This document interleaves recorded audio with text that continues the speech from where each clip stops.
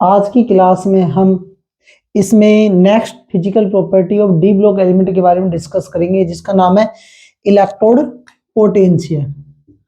Electrode potential का मतलब होता है टेंडेंसी टू लूज और गेन ऑफ इलेक्ट्रॉन। कि कोई भी मेटल रोड है जो या इनर्ट रोड है, उसकी कैपेसिटी क्या है, कितने इलेक्ट्रॉन वो इजिली गेन कर सकता है, कितने इलेक्ट्रॉन वो इजिली लूज कर सकता है। तो उसी को हम बोलते हैं इलेक्ट्रोड पोटेंशियल। अब यहाँ पर हम बात कर रहे हैं इलेक्ट्रोड पोटेंशियल की ट्रांजिशन एलिमेंट पे। जो इलेक्ट्रोड पोटेंशियल है ना, वो 3 पॉइंटों से निकाला जाता है, 3 पॉइंटों के सम से निकाला जाता है। पहला होता है हमारे पास एटोमाइजेशन एनर्जी, एटोमाइजेशन एनर्जी के बेस पे। दूसरा होता है जो आयनाइजेशन एनर्जी होता है, sum of first and second ionization energy. Third होता है हाइड्रेशन एंथैल्पी, हाइड्रेशन एंथैल्पी।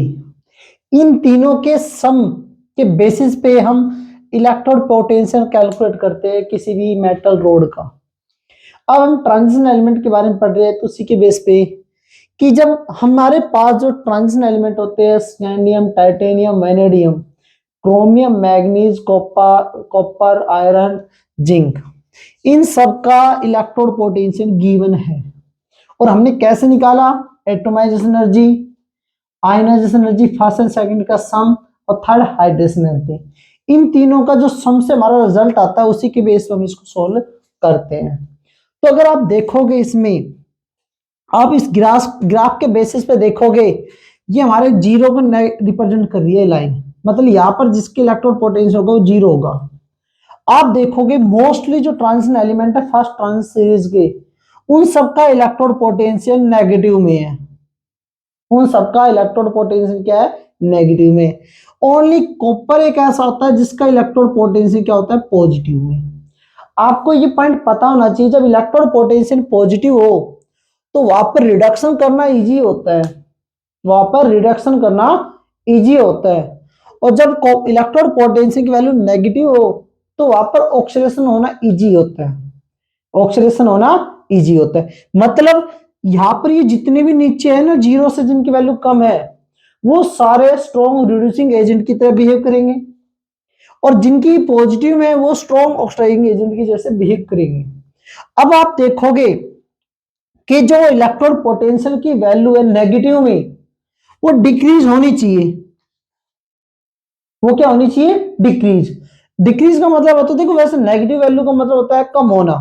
अगर आप देखोगे, जब आप स्कैंडियम वैनेडियम से चलोगे, जैसे ये हमारे पास टाइटेनियम 1.63, वैनेडियम -1.18, फिर आता है हमारे पास क्रोमियम -0.90, फिर आता है मैग्नीज -1.18, फिर आयरन -0.44, -2.28, -0.25, और जिंक की है। अगर आप देखोगे तो माइनस की वैल्यू, माइनस में ये वैल्यू कम होती जानी चाहिए, एक ट्रेंड चल गया माइनस में। अगर देखा जाए तो एक वैल्यू क्या होती जा रही है? कम होती जा रही है। जैसे 1.63 से 1.18, 0.9, 0.44, 0.28, ऐसे वैल्यू चलती जा रही है, ऐसे वैल्यू मूवमेंट कर रही है हमारे पास। बट यहां पर क्या आता है, क्वेश्चन ये बनता है इन तीनों का, इन तीनों की वैल्यू इनसे अलग रिप्रेजेंट क्यों कर रही है? देखो ग्राफ इससे ऊपर की तरफ जा रहा है, ग्राफ देखोगे ऐसे ऊपर की तरफ जा रहा है, बट यहां पर सॉरी ये निकल वाला, ये वैल्यू भी ऊपर आएगी, निकल वाला, निकल वाला। इन तीनों में आप देखोगे तो ये ट्रेंड से थोड़ा अलग शो कर रहे हैं, ये ट्रेंड से थोड़ा क्या शो कर रहे हैं? अलग शो कर रहे हैं। ऐसा क्यों? हमारे पास कौन कौन सा होता है? मैग्नीज, निकिल और जिंक, ये तीनों ट्रेंड से थोड़ा अलग शो कर रहे हैं। ऐसा ही क्वेश्चन आ जाएगा, भाई तीनों अलग वैल्यू क्यों शो कर रही है, इनकी ज्यादा नेगेटिव क्यों आ रही है? रूल के अकॉर्डिंग इनकी नेगेटिव वैल्यू कम आनी चाहिए। तो इसका रीजन होता है, इन दोनों को होता है, इसका होता है हाफ फील्ड। हाफ फील्ड क्या ना एक्स्ट्रा स्टेबल हो गया, इसका मतलब क्या होता है? फुल फील्ड, ये भी एक्स्ट्रा स्टेबल हो गया। तो इनकी हाफ फील्ड और फुल फील्ड के कारण ये एक्सट्रैक्शनल केस शो करते हैं, अलग से बिहेवियर शो कर रहे हैं। बट निकिल का क्या है, ये तो हाफ फील्ड भी नहीं है, तो निकिल की जो हाइड्रेशन एंथैल्पी होती है ना वो ज्यादा होती है। निकिल की जो हाइड्रेशन एंथैल्पी होती है वो क्या होती है, ज्यादा होती है, जिसके कारण ये एक अलग से ट्रेंड, ये बिहेवियर शो कर रहे हैं। क्वेश्चन ऐसे पूछे जाते हैं। मैंने आपको बता दी इलेक्ट्रोड पोटेंशियल कैसे निकाल जाता है, इन तीनों के सम से हम इलेक्ट्रोड पोटेंशियल निकालते हैं। अगर हम एक वो देखे जाए, फिजिकली देखा जाए तो एक ट्रेंड कम होती जा रही है, ऊपर ऐसे वैल्यू बढ़ती जा रही है। बट तीन केस में, मैग्नीज में, निकल में और जिंक में, इनकी वैल्यू कम होने के बजाय नेगेटिव में बढ़ गई है। ऐसा क्या रीजन हुआ इनका, तो उसका रीजन यही होता है कि जो मैग्नीज है, जिंक है, वो हाफ फील्ड फुल फील्ड को रिप्रेजेंट कर रही है, जिसके कारण वो एक्स्ट्रा स्टेबल हो जाती है। बट निकल की जो हाइड्रेशन एंथैल्पी होती है ना वो ज्यादा होती है। क्या होती है, ज्यादा, जिसके कारण ये माइनस में ज्यादा वैल्यू शो कर रहा है, अलग से वैल्यू शो कर रहा है। अब पॉइंट आता है हाइड्रेशन एंथैल्पी क्या होती है। हाइड्रेशन एंथैल्पी का मतलब होता है कि the attract of water molecules, the amount of energy release during attract of water molecules, water molecules को अट्रैक्ट करने में कितनी एनर्जी वो रिलीज करेगा, तो उसी को हम क्या बोलते हैं, हाइड्रेशन एंथैल्पी बोलते हैं। अब आपको ये वैल्यू पता चल गया। अब सबसे ज्यादा इंपॉर्टेंट पॉइंट आता है, भाई कॉपर पॉजिटिव वैल्यू क्यों शो करता है, कॉपर पॉजिटिव वैल्यू क्यों शो करता है। इसका रीजन होता है कि जब इन तीनों को हम देखते हैं, कैलकुलेट करते हैं इस टर्म में, तो हाइड्रेशन एंथैल्पी इनकी वैल्यू को बैलेंस नहीं कर पाती। मतलब देखो, हाइड्रेशन एंथैल्पी की वैल्यू क्या रहेगी, नेगेटिव रहेगी, इसकी वैल्यू क्या रहेगी, पॉजिटिव रहेगी, इसकी वैल्यू क्या रहेगी, पॉजिटिव रहेगी। अब इसकी वैल्यू क्या आ रही है, पॉजिटिव आ रही है, इन दोनों की वैल्यू हाइड्रेशन एंथैल्पी से ज्यादा है। मतलब हाइड्रेशन एंथैल्पी इन दोनों की वैल्यू को बैलेंस नहीं कर पा रहे, हाइड्रेशन एंथैल्पी इसकी कम है। कम का मतलब क्या होगा, है तो वही ज्यादा, अब रूल के अकॉर्डिंग जब सीरीज में आप देखोगे बुक में, इसकी वैल्यू क्या है, ज्यादा है, हाइड्रेशन तो ज्यादा है।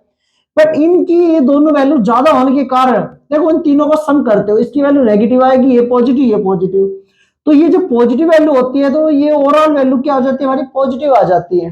मतलब hydration enthalpy in overall value को बैलेंस नहीं कर पाती, जिसके कारण हम ये भी कह सकते हैं कि हाइड्रेशन एंथैल्पी क्या होती है, इसकी कम होती है, जिसके कारण ये क्या होता है बेटा, इसकी पॉजिटिव वैल्यू आ जाती है। तो ऐसे केस ये पूछे जाएंगे। तो इसी के बेस पर आपको एक क्वेश्चन पूछ लिया जाता है, भाई जो कॉपर है, कॉपर की hydration enthalpy, electrode potential positive क्यों है, कॉपर का यूनिक बिहेवियर क्यों शो कर रहा है इलेक्ट्रोड पोटेंशियल, पॉजिटिव है, सबकी वैल्यू देखो, जो ट्रांजिशन एलिमेंट होती है सबकी वैल्यू क्या आ रही है, नेगेटिव आ रही है, बट एक कॉपर की क्या आ रही है, पॉजिटिव आ रही है। तो आपको एक ही इंपॉर्टेंट, इसका एक ही रीजन लिखना है इसका, कि जो कॉपर है वो hydrogen enthalpy not balance atomization energy and sum of first and second ionization energy, जिसके कारण कॉपर की इलेक्ट्रोड पोटेंशियल वैल्यू क्या आती है, पॉजिटिव आती है। बहुत इंपॉर्टेंट टॉपिक है, इसके बेसिस पे आपके क्वेश्चन पूछ जाएंगे, बट आपको बैलेंस करके आपको ये ध्यान से रखना है। हाँ, आपको कोई वैल्यू याद करने की जरूरत नहीं है, आपको गिवन रहेगा, आप इसको वैल्यू गिवन दे देंगे और इसी के बेसिस पे आपको क्या पूछ जाएंगे, क्वेश्चन आंसर पूछे जाएंगे।